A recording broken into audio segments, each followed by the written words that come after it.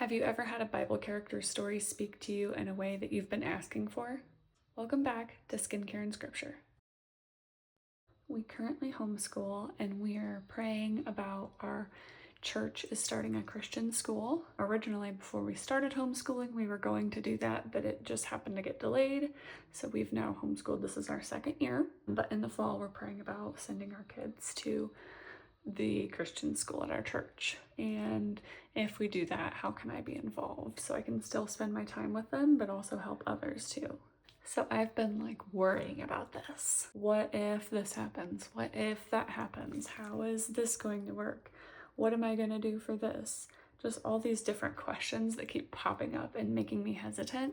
And I've been praying about it. And I say I've been praying about it, and I'm trying to be patient, but I have not been very patient with God, with how I've been feeling and reacting lately.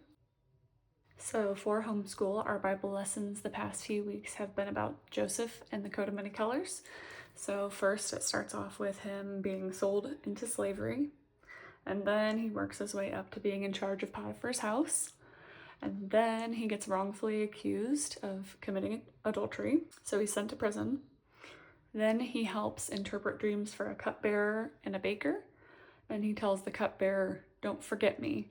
And immediately the cupbearer forgets him. So Joseph sits in prison still for this thing that he didn't do for 2 more years before Pharaoh then has a dream, and miraculously the cupbearer remembers Joseph at that time. So God really used that timeline for his glory.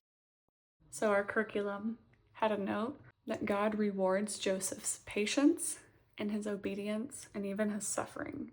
He had to go through these lows to get to the highs. After he interprets the dream for Pharaoh, he basically then gets put in charge of Egypt. So this really made me reflect. I have not been patient. I have not truly been seeking for what I'm asking, I don't believe. So I continue to pray. I'm going to try my best to be patient and wait for what God has in store for me.